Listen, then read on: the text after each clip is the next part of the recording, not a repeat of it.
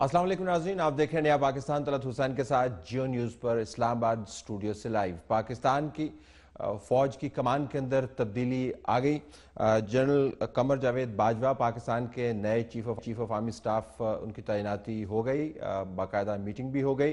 जो चेयरमैन है joint chiefs of staff committee, वो हिस्से में आई जनरल ज़ुबैर हयात के। पाकिस्तान की फ़ौज बहुत ही मुश्किल हालात के अंदर काम कर रही है। बॉर्डर के हालात मुश्किल हैं, अंदरूनी मामलात मुश्किल हैं। नई क़यादत के लिए ये मामलात नए नहीं हैं, लेकिन हर फर्द अपनी पॉलिसी और अपनी ओरिएंटेशन साथ लेके आता है।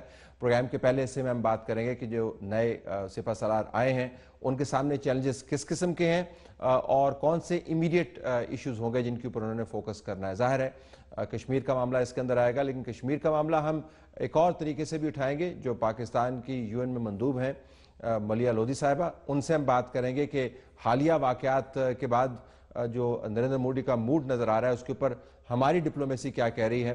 पाकिस्तान तहरीक इंसाफ की क़यादत का कहना है कि मौजूदा हुकूमत कुछ नहीं कर रही, तो हम ज़रा जानना चाहेंगे कि वाक़तन ये इल्ज़ाम कि हम बहुत गो स्लो की पॉलिसी अप्लाई हुए हैं वो दुरुस्त है या नहीं, इस पर भी हम बात करेंगे। और एडिटोरियल कमेंट नाज़रीन हम करेंगे कि नए सरबराह फ़ौज का तयन क्या हुआ, उसके साथ ही वो लोग जो कल तक कुछ और बात कर रहे थे आज उन्होंने तारीफ़ व तौसीफ़ करनी शुरू कर दी। अच्छी बात है, लेकिन एडिटोरियल कमेंट में हम एक नुक्ता उठाएंगे कि कोई भी अहम ओहदा, आर्मी चीफ का एक बहुत अहम ओहदा है, उसको सस्ती बहस का, चाहे वो तारीफ़ी हो या तनकीदी हो, इस तरह हिस्सा नहीं बनाना चाहिए। एडिटोरियल कमेंट होगा, लेकिन वो एक और मामला है जो प्रोग्राम के आखिर में आप देखेंगे। हमारे पास बड़ा ज़बरदस्त पैनल है। General retired Abdul Qadir Bloch साहब, वफाकी वज़ीर बराए सरहदी अमूर, पाकिस्तान मुस्लिम लीग नून की तरफ से इस्लामाबाद स्टूडियोज़ में।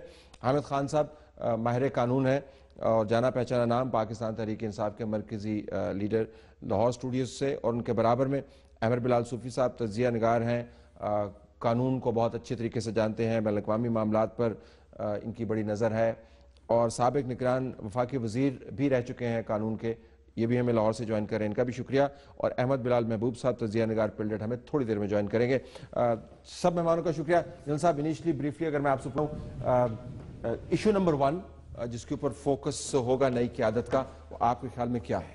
देखिए जी, बिस्मिल्लाहिर्रहमानिर्रहीम, इस वक्त जो सबसे इम्पॉर्टेंट प्रॉब्लम है, सबसे अहम प्रॉब्लम जो इस वक्त हम दरपेश है, वो लाइन ऑफ कंट्रोल के ऊपर और कश्मीर के अंदर जिस किस्म की कार्रवाई की जा रही है और उसको सामने रखते हुए जिस किस्म की धमकियाँ दी जा रही हैं नरेंद्र मोदी साहब की तरफ से और जंग मुसलत करने की वो बात कर रहे हैं, तो सबसे बड़ा प्रॉब्लम इस वक्त वो है। और उसी से ही मुतालिक, उसी के कंटिन्यूएशन है, उससे कनेक्टेड प्रॉब्लम है मुल्क के अंदर सिक्योरिटी सिचुएशन, जिससे आर्म फोर्सेस हमारे इस वक्त मुकम्मल तौर पर उसमें जुड़े हुए हैं, उसमें लगे हुए हैं। जैसे कि ज़रब हज़ब है, काफ़ी हद तक वो कल्मिनेशन तक पहुंचा हुआ है, लेकिन कंसोलिडेशन फेज़ उसका रहता है। इसी तरह से बलूचिस्तान के जो मामलात है उसमें भी कंसोलिडेशन फेज़ का बाकी है और कराची के हालात में भी एंड तक उसको पहुंचाना, वहाँ पर वो एक रिक्वायरमेंट है। और अभी एक नया थ्रेट जो आया, जो बिल्कुल वो है ये दाइश से रिलेटेड, इस्लामिक स्टेट, और उससे मुतालिक एक नई चीज़ बलूचिस्तान। तो ये एक कैप्सूल फॉर्म में आपने बताया कि ये चीज़ा चैलेंजेस हैं। ये वो मसाइल हैं जिसके ऊपर पुराने आर्मी चीफ अप फ्रंट हर जगह पे मौजूद थे और बिल्कुल एक हिम्मत दिलाने वाली उनकी एक रोल था उसका, जहाँ कहीं भी जाते थे और उसके मुंह से जो लफ्ज़ निकलता था और अप फ्रंट जिस वक्त लोग जाते थे, एक एतमाद, एक भरोसा कौम का पैदा हो जाता था। और ये इमीडिएट चैलेंजेस हैं। हामिद खान साहब, अगर मैं आपसे पूछ पाऊँ, आपका रिएक्शन क्या है इस अपॉइंटमेंट के ऊपर और जो आने वाले दिनों में चैलेंजेस हैं? बिस्मिल्लाहिर्रहमानिर्रहीम। अब बात यह है कि जहाँ तक अपॉइंटमेंट का ताल्लुक है, ये फेडरल गवर्नमेंट की स्वाबदीद है और जिनकी अपॉइंटमेंट की गई है वो उनमें से हैं जिनको शॉर्ट लिस्ट किया गया था, जहाँ तक मेरी इतलात हैं। तो बहर सूरत ये तो फेडरल गवर्नमेंट ने अपना डिस्क्रेशन इस्तेमाल करते हुए जनरल बाजवा को चीफ ऑफ आर्मी स्टाफ मुकर्रर किया है। मैं साहब की इस बात से इत्तेफाक करता हूँ कि ये चैलेंजेस जिनका इन्होंने जिक्र किया है ये बहुत अहम चैलेंजेस हैं और राहिल शरीफ साहब जिन्होंने बड़ा अच्छा पिछले 2.5 साल में मामलात को चलाया है और पाकिस्तान की सिक्योरिटी सिचुएशन पर उनकी गहरी नज़र थी और उन्होंने एक बड़ा अच्छा किरदार अदा किया है। अब ये जनरल बाजवा साहब के लिए एक बहुत बड़ा चैलेंज होगा कि लोगों की अब तवक्कुआत जो हैं वो यही हैं कि ये भी राहिल शरीफ साहब की ही पॉलिसीज़ को आगे लेके जाएंगे और उसी तरह के डायनेमिक किस्म के ये मिलिट्री चीफ साबित होंगे। और ख़ास तौर पर जिस वजह से हमारे मुल्क में बहुत तशवीश पाई जाती है वो जैसे उन्होंने कहा लाइन ऑफ कंट्रोल का मामला, जो कश्मीर की सिचुएशन है, हिंदुस्तान का थ्रेट है, ये सारी वो चीज़ें हैं जो कि बहुत इमीडिएट चैलेंजेस हैं जनरल बाजवा साहब के लिए। अहमद बिलाल सूफी साहब, आपके इनिशियल थॉट्स क्या हैं? जी, मेरे ये हैं कि ये अगेन रूल ऑफ लॉ की अपहोल्डिंग है, आइन की बालादस्ती इन दिस सेंस है कि जो डिस्क्रेशन फेडरल गवर्नमेंट ने या प्राइम मिनिस्टर ने इस्तेमाल की वो आइन उनको देता है और उसी जिस तरह इन्होंने बताया कि जिस लिस्ट में नाम थे उनमें से एक नाम उन्होंने चूज़ किया और एक नाम को उन्होंने चेयरमैन जॉइंट चीफ अपॉइंट किया। सो ये ट्रांजिशन है इदारों की और लोगों की और जिस डिग्निफाइड तरीके से ये हो रही है, अपार्ट फ्रॉम जो डिस्कशन जो आप कह रहे थे कि बहस होती रहती है, उसके अलावा ये मैं समझता हूँ बहुत पॉजिटिव पेश रफ्त है फेडरेशन के पॉइंट ऑफ व्यू से, क्योंकि इससे पहले हमने देखा है पिछले आर्मी चीफ की ट्रांजिशन हुई, उससे पहले इस हुकूमत की जब ट्रांजिशन हुई तो फिर टेररिज्म का इतना सख्त खतरा था, उस वक्त हम इंटरिम गवर्नमेंट में थे कि लग रहा था कि इलेक्शन शायद ना हो पाए या डिले करने पड़े, थ्रेट्स थे, लेकिन पाकिस्तान के लोग बाहर निकले, 56% लोगों ने वोट दिया, पॉलिटिकल फोर्सेस को सपोर्ट किया और वो पॉलिटिकल फोर्सेस अब उन्होंने मुख्तलिफ सूबों में गवर्नमेंट्स बनाई हैं। गवर्नमेंट्स बावजूद इनिशियल कुछ इश्यूज़ के एक हम आहंगी भी है, किसी प्रोविंस ने दूसरी फेडरल गवर्नमेंट को सुप्रीम कोर्ट में चैलेंज नहीं किया। सो मामलात फेडरेशन के और इंटर प्रोविंशियल गवर्नमेंट्स के आहिस्ता आहिस्ता आगे बढ़ रहे हैं, इदारे आपके मजबूत हो रहे हैं। सुप्रीम कोर्ट ऑफ पाकिस्तान अब ऐसी जजमेंट्स दे रहा है जो फोर्स कर रही हैं कि आपने एक डिसिप्लिन के साथ काम करना है, फेडरल गवर्नमेंट ने कैबिनेट की मीटिंग्स बुलानी है। सो मैं समझता हूँ कि we are moving towards a stable, prosperous and responsible Pakistan इंशाल्लाह। अहमद बिलाल महबूब साहब, आपकी तंजीम जो है वो सिविल मिलिट्री टाइप से बड़ा काम करती रही है और आपका एक कंसिस्टेंट आर्गूमेंट रहा है कि आइन और कानून के पैराई के अंदर जो तब्दीली आए वो सबसे बेहतर है, उनसे इदारे मजबूत होते हैं। तो आज की जो डेवलपमेंट हुई है इस पर आपके व्यूज जानना चाहूंगा।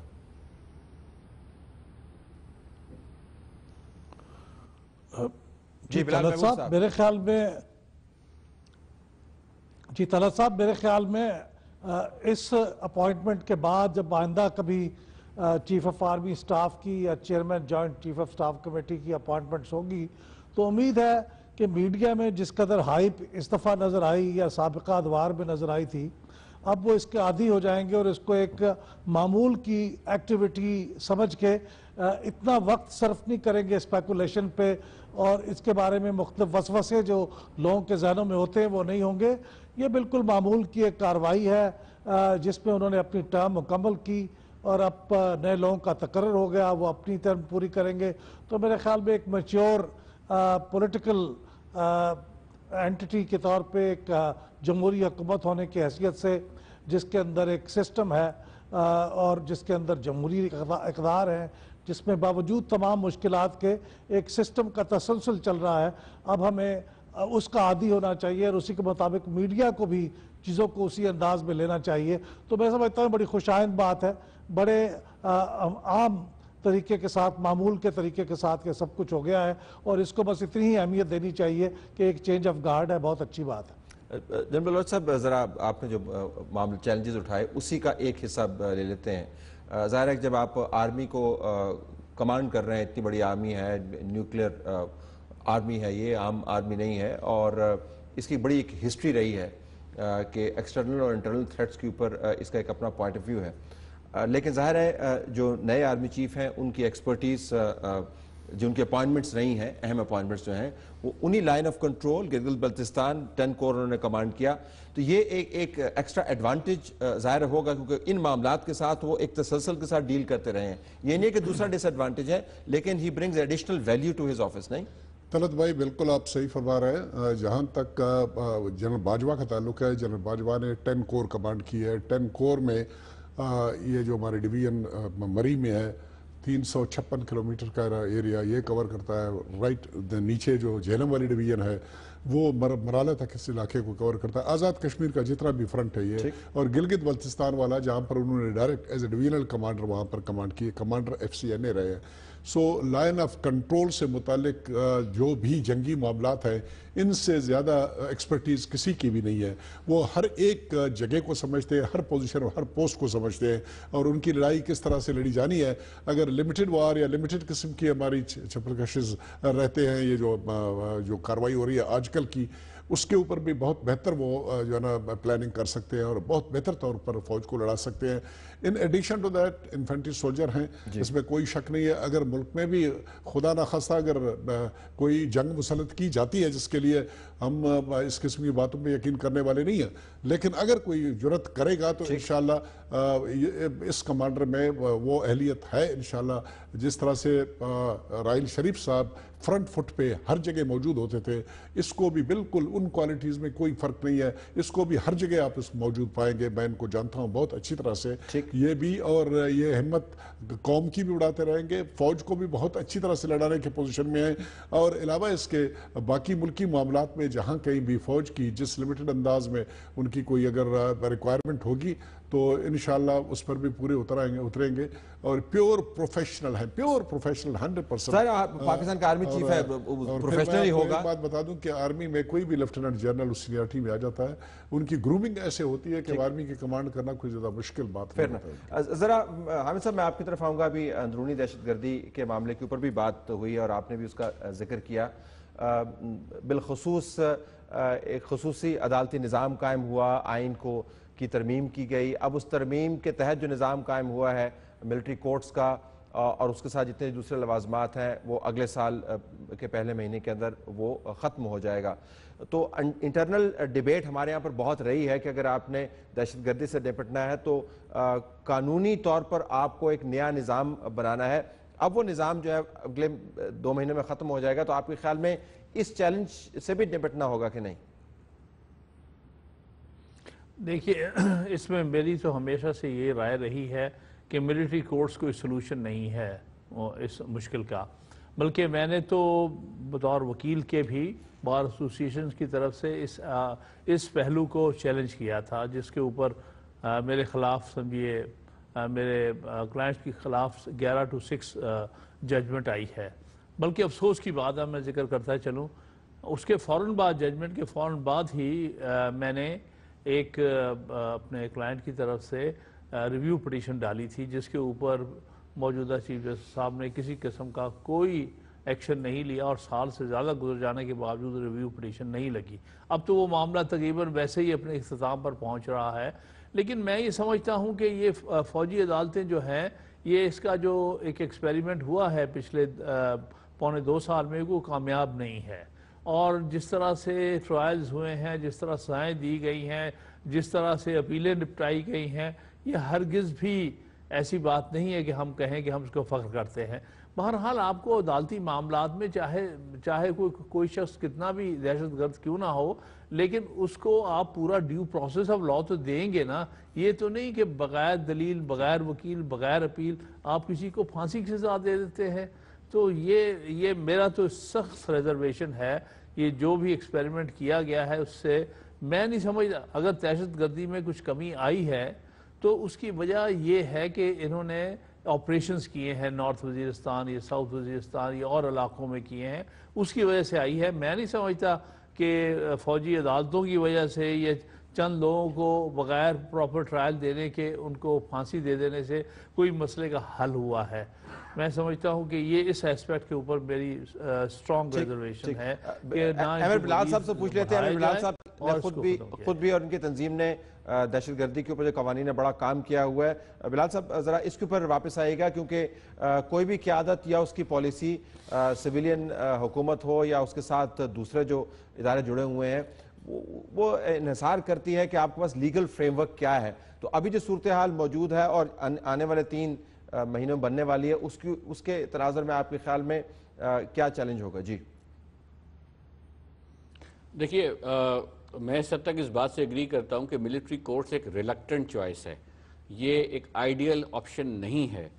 آئیڈیل آپشن یہ ہے کہ اینٹی ٹیررزم کورٹس جو ہیں وہ اسٹرینتھن ہوں, اینٹی ٹیررزم کے قوانین اسٹرینتھن ہوں اور جو چیلنجز درپیش ہیں، چاہے وہ ڈیٹینشن کے ہیں، چاہے وہ پروسیکیوشن کے ہیں، ان کے لیے ایک بڑا ہی وائبرنٹ لیگل فریم ورک ہو۔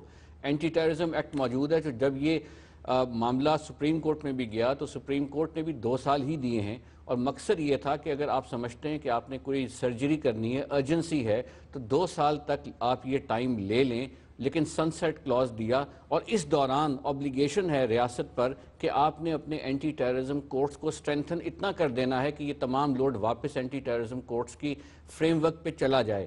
تو میں سمجھتا ہوں کہ جو امیڈیٹ چیلنج ہوگا جنوری آنورڈ یہ ہوگا کہ حکومت اور پروونشل گورنمنٹس دونوں پہ رسپانسبلٹی ہوگی کہ اپنے اپنے کرمنل جسٹس سسٹم کو اتنا وائبرنٹ کر دیں یا وائبرنسی کی طرف لے جائیں، چاہے وہ امینڈمنٹس ہوں، ججز کی مراعات ہوں، ججز کی کنسیشنز ہوں، پروسیکیوشن میکنزم کو اسٹرینتھن کرنا ہو، بیکاز یہ ریاست کی ذمہ داری ہے کاؤنٹر کرنا ٹیررزم کو اقوام متحدہ کے قوانین کے نیچے۔ وہ کاؤنٹر آپ کر سکتے ہیں کرمنل جسٹس سسٹم کے تھرو، وہ 245 کے آپریشنز کے نیچے، یا کسی اور نظام سے، ڈی ریڈیکلائزیشن پروسیس سے کرنا ہے آپ نے کاؤنٹر ٹیررزم کو۔ اگر آپ وہ نہیں کر پاتے تو پھر بین الاقوامی امپلیکیشنز ہیں، اور یہی چیلنجز آنے والے سپہ سالار کے بھی ہوں گے، پرائم منسٹر کے بھی ہوں گے، اور اس گورنمنٹ کے بھی ہوں گے کہ کاؤنٹر ٹیررزم کرنے کے لیے جو آئینی فریم ورک ہے، جس کے نیچے پرائم منسٹر نے مینڈیٹ 245 کے نیچے فوج کو دیا ہے، اس مینڈیٹ کو جب آپ نے پرفارم کیا ہے تو اب اس کو کنسولیڈیٹ کرنے کے لیے کرمنل جسٹس سسٹم کو وائبرنٹ کرنا ہے، اور ساتھ ساتھ اکنامک ایکٹیویٹی کو جو سی پیک سے لنکڈ ہے اس کو بھی اسٹرینتھن کرنا ہے۔ سو امیڈیٹ اوبلیگیشن یہ ہوگی کہ آپ کاؤنٹر ٹیررزم آپریشنز کرنے کے بعد لاز کو اسٹرینتھن کر دیں۔ میرا خیال ہے اس پر شاید گورنمنٹ کام کر رہی ہے، لیکن آپ کے پاس ٹائم بہت کم ہے۔ جی بلال محبوب صاحب، ذرا اس کے اوپر آئیے گا۔ بہت سارے ایسے معاملات ہیں جہاں پر آرمی اور اس کی قیادت کو انوالو ہونا پڑتا ہے، سپیس اس کے بعد پھر مل جاتی ہے، اور شروعات تو پھر اچھی ہی ہوتی ہیں ہر اپائنٹمنٹ کے بعد، لیکن چند مہینوں کے اندر ہم دیکھتے ہیں کہ حالات بگڑ جاتے ہیں۔ ابھی جو ایشوز امیڈیٹلی ہیں، اگر آپ سنسس کا معاملہ اٹھا کے دیکھ لیں تو سپریم کورٹ اس کے اوپر کہہ رہی ہے جی کہ آپ نے ہر حال میں سنسس کروانا ہے۔ وفاقی حکومت کا اپنا اس کے اوپر ایک پوائنٹ آف ویو، وہ کہہ رہے ہیں جی کہ ہمارے پاس ایک اپنی لمیٹیشن ہے، فوج موجود ہے یا نہیں ہے۔ ایپیکس کمیٹیز کو آپ اٹھا کے دیکھ لیں، امپلیمنٹ کس طریقے سے کرنا ہے اپنے نیشنل ایکشن پلان کو، فیصلہ سازی اہم معاملات کے اوپر آپ کی جو آرگنائزیشن ہے وہ نیشنل جو سیکیورٹی کمیٹی ہے اس کو ایک مسلسل ڈیسیژن میکنگ باڈی کے طور پر پروپیگیٹ کرتی رہی ہے، لیکن وہ نہیں ہوتا۔ تو میں آپ سے جاننا چاہوں گا کہ یہ جو سول ملٹری ریلیشنز ہے جس کے اندر اس طرح کے ایشوز فرکشن جنریٹ کرتے ہیں، یہ کس حد تک ایکٹیو ہوں گے آنے والے دنوں میں؟ جی دیکھیے، جو سول ملٹری ریلیشنز کا معاملہ ہے اس میں سب سے بڑی ایک پہلو تو یہ ہے کہ ایک ٹینشن اب واضح طور پہ موجود رہی ہے۔ جنرل راحیل شریف صاحب کی رخصتی سے پہلے تک اس کے واضح شواہد سامنے آ چکے ہیں کہ سول ملٹری ریلیشنز کے بارے میں جو عموماً سرگوشیوں میں پہلے بات کی جاتی تھی، یہ ٹینشن موجود ہے، اور اس ٹینشن کا کوئی نہ کوئی ریزولوشن سول ملٹری دونوں کو کرنا ہوگا۔ یہ تو ایک بات تو یہ طے شدہ ہے۔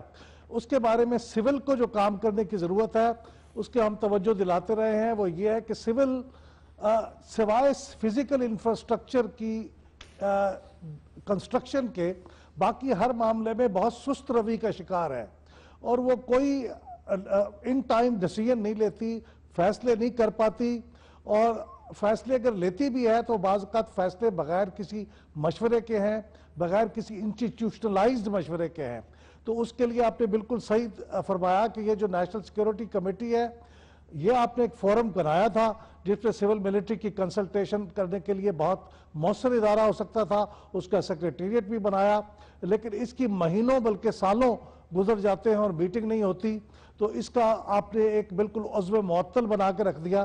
تو میرے خیال میں سول ملٹری ریلیشنز کو بہتر کرنے کے لیے پہلی بات تو یہ ہے کہ ہماری سویلین لیڈرشپ جو ہے اس کو پہلے تو اپنے آپ کو کلین اور کمپیٹنٹ لیڈرشپ کے طور پہ پیش کرنا ہوگا۔ اس وقت ہماری سویلین لیڈرشپ کے اوپر بہت سے بڑے اہم سوالات ہیں، تو میرے خیال میں ان کو اپنی they should come clean on their affairs۔ اور دوسری بات یہ ہے کہ ان کو فیصلے کرنے کی رفتار تیز کرنی ہوگی، اور فیصلے کرنے کے لیے جو انسٹیٹیوشنز ہیں ان کو مؤثر بنانا ہوگا۔ یہ نہیں کر سکتے وہ کہ آپ اپنی مرضی کے چند لوگوں کو ساتھ بٹھا کے فیصلے کر لیں اور وہ کر لیں۔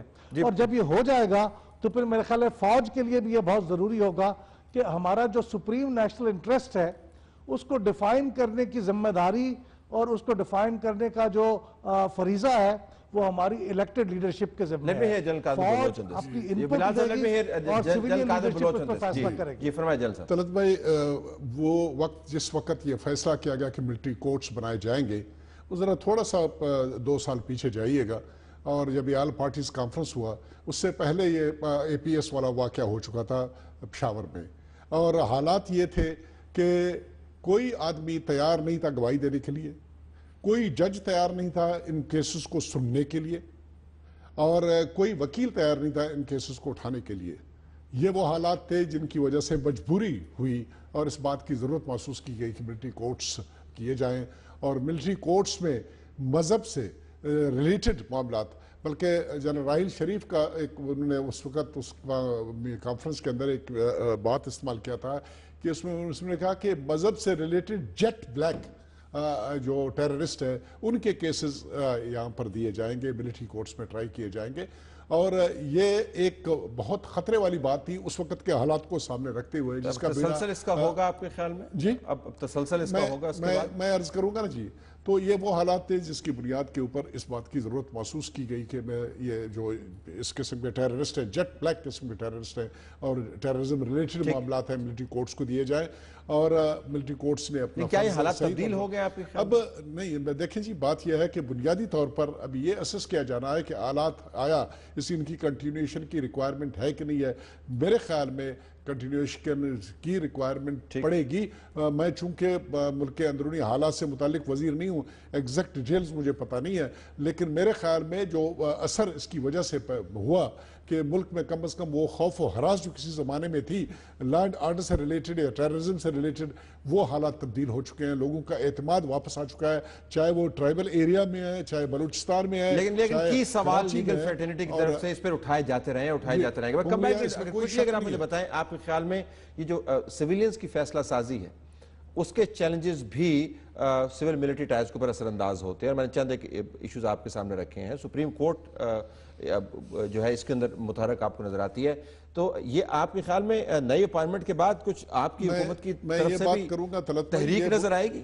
طلعت بھائی بنیادی طور پر یہ فیصلہ جو ملٹری کورٹ سے ریلیٹڈ تھا, یہ آل پارٹیز کانفرنس میں پولیٹیکل لیڈرشپ نے یہ فیصلہ وہ تو طے ہو گیا. میں دوسری فیصلہ میں سینسس کی بات کر رہا ہوں, میں ایپیکس کمیٹیز کی بات کر رہا ہوں, میں نیب کی بات کر رہا ہوں, میں بی سی او ایسے معاملات کی بات کر رہا ہوں.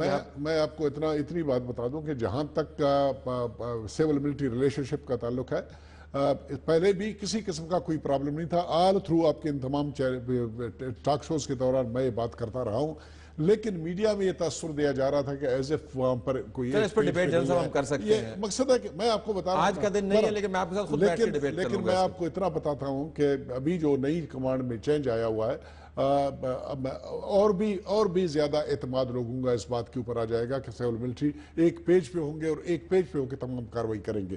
میں پہلے بھی یہ بات کرتا رہا ہوں, ابھی مزید اس میں امپرومنٹ بھی آنی ہے. مزید آپ کا حامد خان صاحب, اگر ٹوورڈز دی اینڈ اگر میں آپ سے پوچھ پاؤں, کیا اس کے کوئی سیاسی ماحول کے اوپر اس کا اثر پڑے گا آپ کے خیال میں؟ نہیں, پہلی بات میں تھوڑی سی یہ کہنا چاہتا ہوں جنرل صاحب کی باتوں کو سامنے رکھتے ہوئے, میں نہیں سمجھتا 2 سال پہلے کوئی ایسے حالات تھے کہ کوئی جج سننے کو تیار نہیں تھا, کوئی وکیل پیش ہونے کو تیار نہیں تھا. البتہ یہ مسئلہ تو ہے کہ تحفظ فراہم ہونا چاہیے گواہوں کو بھی, وکیل کو بھی, ججوں کو بھی, جو کہ حکومتیں پرووائڈ کرنے میں ناکام ہوئی تھیں. اس کا مطلب یہ نہیں کہ ملٹری کورٹس بنا کے آپ لوگوں کو ڈیو پروسیس سے محروم کر دیں. اس کا جواب یہ ہے کہ بہتر طریقے پر اپریہنشن کریں, انویسٹیگیشن کریں, پروسیکیوشن کریں, اور عدالتوں کو, گواہوں کو اور وکلا کو مناسب طور پر تحفظ فراہم کریں.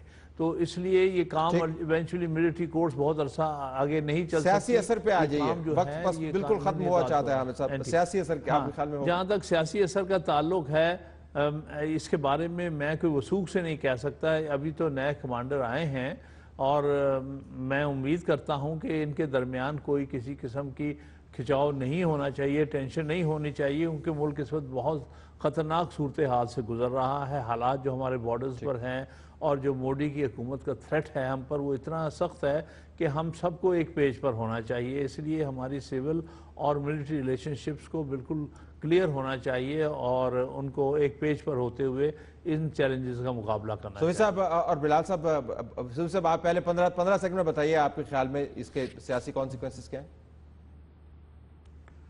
دیکھیے سیاسی کانسیکوینسز اس کے یہ ہوں گے کہ امپرووڈ کوآرڈینیشن ہوگی، بیکاز ظاہر ہے انہوں نے نیا آفس لیا ہے اور ساتھ ساتھ پرائم منسٹر نے ان کو چوز کیا ہے. سو پرائم منسٹر کی پولیٹیکل اونرشپ ہے of all the military operations, federal government کی ملٹری اونرشپ ہے of all the military operations, because وہ 245 کے امبریلا کے نیچے ہو رہے ہیں. سو اس لیے prime minister should drive the vision کہ ہم نے اس کے بعد آگے کیسے جانا ہے in terms of prosecution, in terms of handling of detainees and so on so forth. بلال محبوب صاحب 10 سیکنڈ. میرے خیال میں جی ابھی تک حکومت نے تو اس کے لیے جو آلٹرنیٹیو ارینجمنٹ کرنے تھے وہ مکمل نہیں کیے، اور میرے خیال میں ملٹری کورٹس کے لیے وہ ایکسٹینشن کے لیے جائیں گے اور درخواست کریں گے، اور پھر وہ سب کو بامر مجبوری اس کا ساتھ دینا پڑے گا، کیونکہ حکومت نے پچھلے 2 سال میں جو ان کو کرنا چاہیے تھا وہ نہیں کیا، سوائے کمیٹیاں بنانے کے اور کچھ ریکمنڈیشنز کی افواہیں پھیلانے کے. چاروں مہمانوں کا بہت شکریہ. ناظرین نے دیکھا کہ آپ کو فل سپیکٹرم ویو ہم نے دیا. چند ایشوز رہ گئے، افغانستان رہ گیا، ہم اس کو ٹیک اپ کریں گے کسی اور نشست کے اندر. کشمیر کے اوپر ہم اگلے سیگمنٹ میں بات کر رہے ہوں گے، اس کو مس نہ کیجیے گا.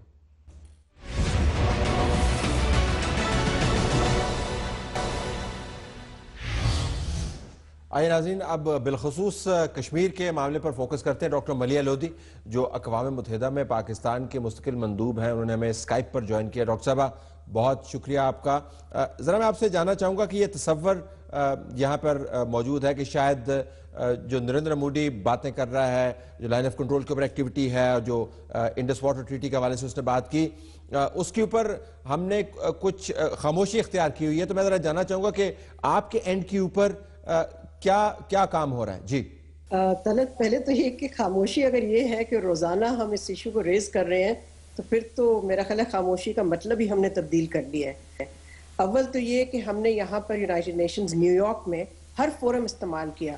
آپ واٹر یا پانی کا مسئلہ لے لیں، ہم نے تو بلکہ پریمپٹ کیا.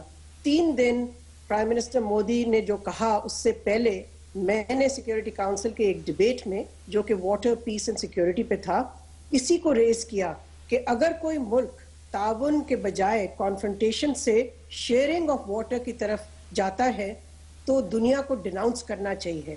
یہاں یہ بھی میں بتا دوں آپ کو کہ سیکرٹری جنرل بھی بولے اسی بحث میں، اور انہوں نے بلکہ انڈس واٹر ٹریٹی کا خاص ذکر کیا اور یہی کہا کہ یہ ایک ماڈل ہے. میں نے بھی یہی کہا کہ یہ ایک ایگزامپل بھی ہے بائی لیٹرل تعاون کا، اور ساتھ یہ بھی کہا میں نے کہ جو ملک اگر یہ ایک آلے کے طور پہ استعمال کرتا ہے فار کوئرشن یا جنگ یا وار، تو اس کو نوٹ لینا چاہیے ہے انٹرنیشنل کمیونٹی کو. تو یہ تو ہو گیا انڈس واٹر کے حوالے سے. میں سمجھتی ہوں کہ جو بلیجرنس ہے، جو بلیجرنٹ ریٹرک ہے انڈیا کی طرف سے، it is aimed at 2 things. One, to divert attention from the Kashmir issue، جو کہ ان کے سامنے جو چیلنج ہے اس سے وہ نپٹ نہیں پا رہے ہیں، ہمیشہ وہ ناکام ہوئے ہیں. اور دوسرا to intimidate پاکستان، اور میں یہ سمجھتی ہوں کہ دونوں میں ناکام ہو رہے ہیں. یہاں ہی یونائٹڈ نیشنز میں 1 دن پہلے میں ڈپٹی سیکرٹری جنرل سے ملاقات کی، اس سے پہلے میں سیکرٹری جنرل کے شیفٹی کیبنٹ کو بھی بریف کیا جو ایل او سی پہ فائرنگز ہو رہی ہیں، اور انہوں نے بھی تشویش کا نہ صرف اظہار کیا بلکہ سیکرٹری جنرل نے ایک اور سٹیٹمنٹ بھی دی یہی کہہ کے کہ جی جو صورتحال بن رہی ہے خطے میں وہ اس کو ڈی ایسکیلیشن کی طرف جانا چاہیے. اچھا، میں اگر آپ سے پوچھ پاؤں ڈاکٹر صاحبہ کہ یہ خیال، یہ توقع یہ ہے کہ اقوام متحدہ کی سیکیورٹی کاؤنسل کا ایک خصوصی اجلاس ہونا چاہیے، یا اقوام متحدہ کے سیکرٹری جنرل جو ہیں ان کے آفس کی طرف سے کوئی خاص انیشیٹو آنا چاہیے، بین الاقوامی کمیونٹی کو اس کے اوپر نظر جو انہوں نے رکھی ہوئی ہے اس کو باقاعدہ ایک پالیسی میں، انیشیٹو میں کنورٹ ہونا چاہیے. خیال یہ ہے کہ شاید اس میں سستی ہو رہی ہے، لہٰذا ہماری سفارتکاری، ایک اپوزیشن کا الزام یہ ہے، وہ اتنی کامیاب یا پورٹنٹ نظر نہیں آ رہی. دیکھیں سستی تو میں نہیں کہوں گی ایٹ آل. اول تو یہ کہ یہاں پر بھی ایک ٹرانزیشن ہے، وہ ٹرانزیشن ہر جگہ ہو رہی ہے. نیا سیکرٹری جنرل آ رہے ہیں، میں ان کو آلریڈی بریف کر چکی ہوں کشمیر کے حوالے سے. اور وہ new secretary general will take over in January, اور ہمیں ان سے توقع ہے کہ ہی ول شو لیڈرشپ آن دس ایشو.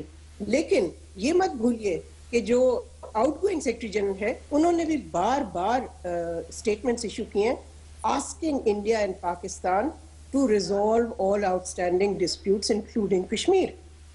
جہاں تک سیکیورٹی کاؤنسل کا تعلق ہے, میں نے خود پریزیڈنٹ آف سیکیورٹی کاؤنسل کو نہ صرف بریف کیا, لیکن پہلی دفعہ میرا خیال ہے 30-40 سال میں, شاید اس سے زیادہ, پہلی دفعہ انفارمل ایک بریفنگ ہوئی سیکیورٹی کاؤنسل میں 1 ماہ کے قریب پہلے, اور اس انفارمل بریفنگ میں جو پریزیڈنٹ ہے سیکیورٹی کاؤنسل کے, انہوں نے سب کو آگاہ کیا اس بات سے. اگر آپ انڈین میڈیا کی کوریج ہی دیکھ لیں تو میں سمجھتی ہوں کہ یہ جو آپ سستی کا تاثر کہہ رہے, وہ لوگ تو ہمیں نہیں دیکھ رہے اس طرح سے.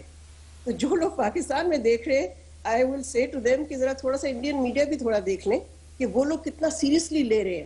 دیکھیں اصل ٹیسٹ تو وہی ہوتا ہے نا کہ جس ملک کے حوالے سے آپ باتیں کر رہے ہیں, بیکاز انہوں نے ہی مقبوضہ کشمیر میں جو ظلم ڈھا رہے ہیں, ہم ان کے بارے میں یہاں پر ملٹی لیٹرل لیول پہ کیا کر رہے ہیں اور ان کا ریاکشن کیا آ رہا ہے. میں ذرا آپ کا سینس لینا چاہوں گا کہ یہ جو باتیں کی جا رہی ہیں, جو پرووکیشنز ہیں, جو لائن آف کنٹرول کے اوپر ہو رہا ہے, جو انڈس واٹر ٹریٹی پر بیانات آ رہے ہیں, اس کو وہ سفارتی طور پر اقوام متحدہ میں کیسے ٹرانسلیٹ کر رہے ہیں؟ آپ کے خیال میں مودی جو ہے اس کا ریٹرک جو ہے وہ زیادہ ہے, سفارتی کوششیں ان کی اس ریٹرک کو پالیسی میں تبدیل کرنے میں کم نظر آ رہی ہیں؟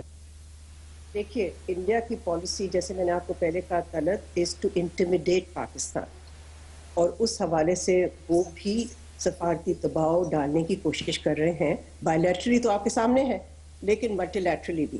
لیکن ہم لوگ اس کا نہ صرف جواب دے رہے ہیں, مگر we are putting them on the defensive because they are on the defensive on Kashmir.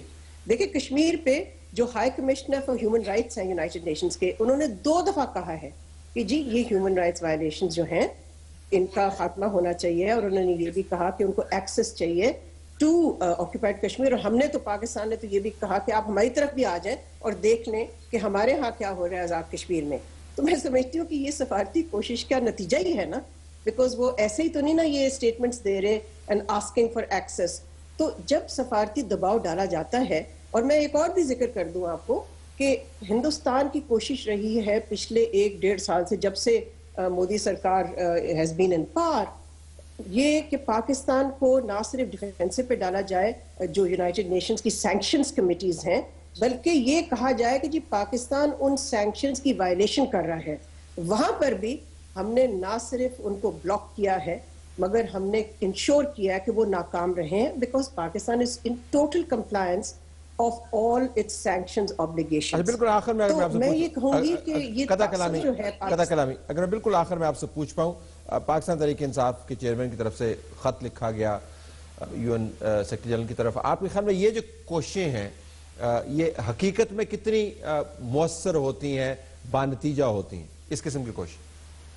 دیکھیں ہر کوشش, میں سمجھتی ہوں کہ ہر کوشش کا کوئی نہ کوئی نتیجہ نکلتا ہے, مگر ایک سفارتی جو مہم ہم چلا رہے ہیں, ہم تو اس کے نتائج دیکھ رہے ہیں. اور پھر Talat the most important thing اس کی گراؤنڈ سچویشن کیا ہے. اچھا آپ ایک اور چیز لے لیجئے which is United Nations Military Observer Group in India and Pakistan. The United Nations and the international community knows کہ ہندوستان اس کو کام ہی نہیں کرنے دیتی, حالانکہ ہندوستان پاکستان کی طرح ایک میجر کنٹریبیوٹر ہے ٹو انٹرنیشنل پیس کیپنگ. اس کے باوجود وہ ایک اس طرح کے مشن کو ناکام بنانے کی کوشش کرتی ہے اور اس کو آپریٹ نہیں کرنے دیتی. تو اب بھی دیکھیے جو بس کا انسیڈنٹ ہوا, اسی کو میں لے کے گئی یہاں پر سینئر آفیشلز آف UN سے میں ملی, اور میں نے یہی کہا, میں نے کہا جی ایک ہی طریقہ ہے یہ ساری چیزیں ویریفائی کرنے کا, اور وہ طریقہ آپ کے پاس موجود ہے. اور وہ طریقہ کیا ہے, وہ میکنزم ہے کہ انموگپ جو ہے وہ ویریفائی کرے کہ گراؤنڈ پہ ہو کیا رہا ہے. تو میں یہ کہوں گی کہ دیکھیں کشمیر کی جو سچویشن ہے اس وقت, وہاں پر جو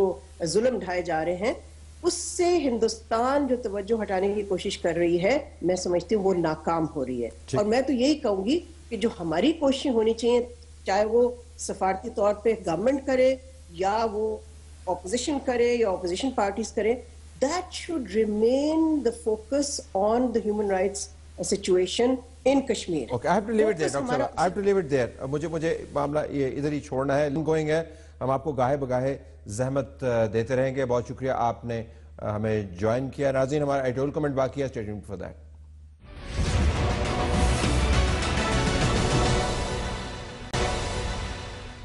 आइए नाज़रीन चलते हैं अहम नुक्ते की तरफ। अहम नुक्ता अहम भी है हमेशा की तरह और मुख्तसर भी है। फौज की नई क़यादत सामने आ गई।